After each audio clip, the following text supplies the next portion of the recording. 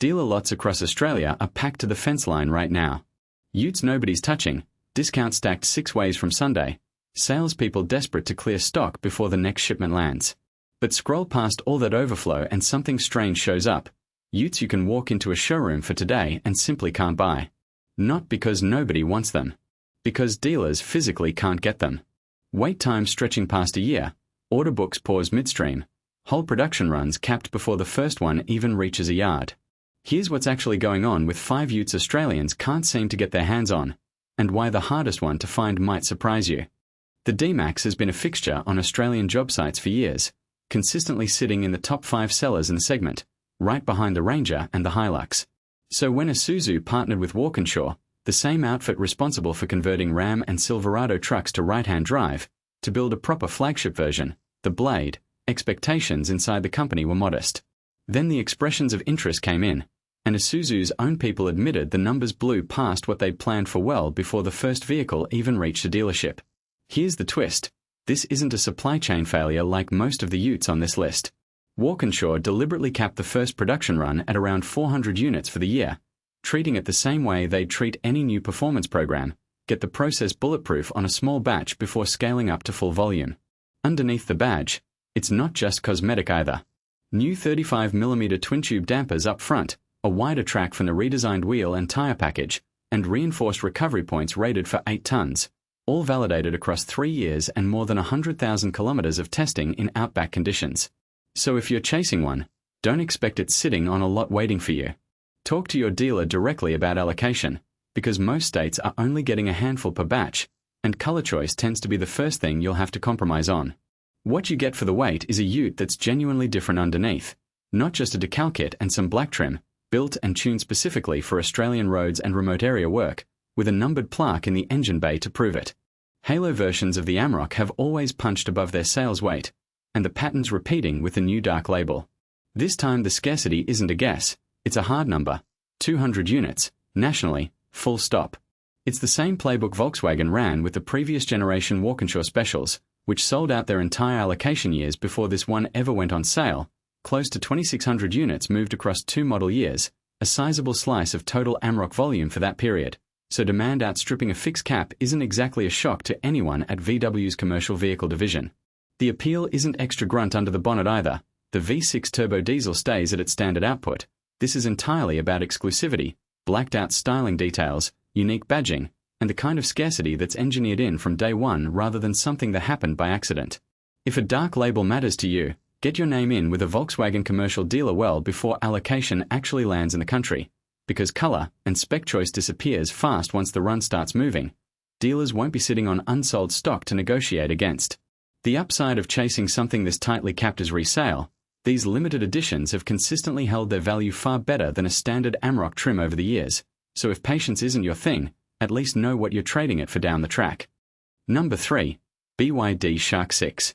The Shark 6 became Australia's first plug-in hybrid ute, and it hasn't slowed down since. BYD handed over its 100,000th vehicle in the country back in April, a Shark 6, delivered in Queensland, just 3.5 years after the brand first arrived locally. It's still BYD's single highest demand model here, and in busier months buyers are looking at 12 to 16 weeks between ordering and actually driving one home. The bottleneck isn't a lack of interest, it's shipping and port allocation. 5 capital cities all competing for space on the same boats, with regional buyers in places like Perth and Adelaide typically waiting longer again than East Coast capitals purely because of how the delivery network is structured. Some of the delay in earlier batches also came down to industrial action at Australian ports, which pushed thousands of already built Shark 6 units back weeks at a time before they could even be unloaded. If you're in the queue, check your own delivery window through BYD's customer portal rather than taking a dealer's rough guess at face value. It updates in real time using the same data BYD's own logistics team works from, and it's usually more accurate than anything you'll get over the phone. The wait's frustrating, sure, but you're still landing a ute that undercuts most rivals on price while offering genuinely useful towing figures and the kind of off-grid power output that's becoming a real selling point for tradies running gear on site, so it's less endless queue and more worth getting in line for. Number 2. Ford Ranger PHEV. Ranger's been Australia's best-selling vehicle for years running, so a plug-in hybrid version of it was always going to draw a crowd before it even landed in showrooms. Order books are already stretching into the second half of this year, And that's before the models even reached broad availability across the dealer network nationally. Part of the squeeze is timing. The Ranger PHEV is fighting for the exact same shipping slots and production capacity as the Shark 6 and the Canon Alpha PHEV, three separate brands all launching electrified utes into the same narrow window, all drawing on similar component supply chains at the same time. It's also priced at the top of the plug-in hybrid ute field, sitting above both the Shark 6 and the Canon Alpha PHEV before on-road costs, yet that hasn't dented the order numbers, which tells you plenty about how much weight the Ranger name still carries with fleet buyers and private tradies alike. Realistically, don't expect to find one sitting on a lot. This is an order and wait situation, and right now you've got next to no flexibility on color or spec if you want to move quickly. Dealers are simply allocating whatever arrives to whoever's already in the queue.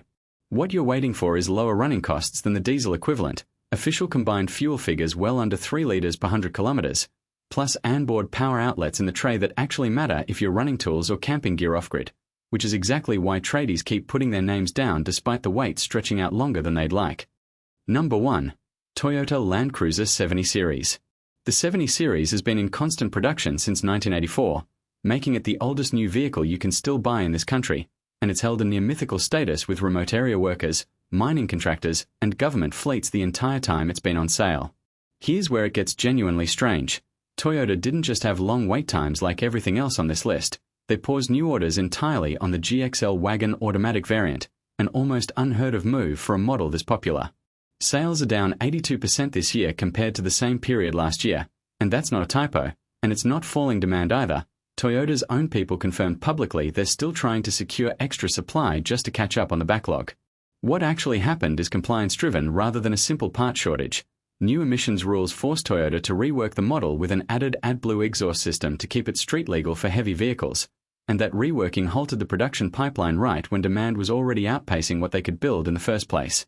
Even the powertrain itself hasn't changed through any of this, the same 2.8-litre four-cylinder turbo diesel that's carried the model since the V8 was retired a few years back, which tells you the hold-up really is administrative and logistical rather than anything mechanical. If you want one sooner rather than later, call around to multiple dealers about cancelled orders, join owner communities where people occasionally hand off a build slot they can no longer use, and be ready to accept a color or spec you didn't originally want. The reason people wait years instead of switching to a rival is simple. Nothing else quite replaces the 70 Series for parts availability and reliability in genuinely remote conditions. That's a reputation built over 4 decades on outback tracks, not something a competitor can shortcut with a marketing campaign. Australia's ute market has never had more models to choose from, yet here we are, with 5 utes that prove more choice doesn't mean everything's actually available. Some of that scarcity is deliberate. Brands capping runs on purpose to protect resale and exclusivity. Some of it's a genuine supply crunch, new models fighting for the same shipping slots, or a decades-old workhorse getting caught out by a compliance deadline nobody saw coming. Either way, the lesson for anyone shopping right now is the same. Don't assume a crowded market means a short wait. Call ahead, ask about allocation before you fall in love with a spec sheet, and go in with realistic expectations on color and trim. Which of these 5 would you actually wait for, and which one would you walk away from? Let us know, and stick around, because next we are breaking down the utes doing the exact opposite, sitting on dealer lots that nobody wants to touch.